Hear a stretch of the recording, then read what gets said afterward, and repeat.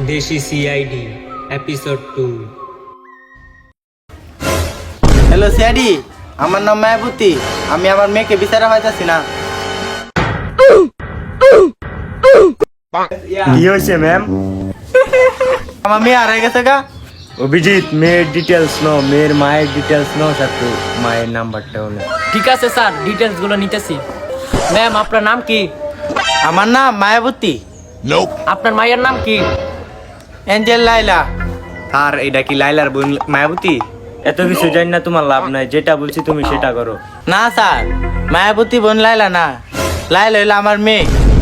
লাইলা টালাই সব বুঝি না। এসিবি স্যার আপনার নাম্বারটা আছে, নাম্বারটা দেন।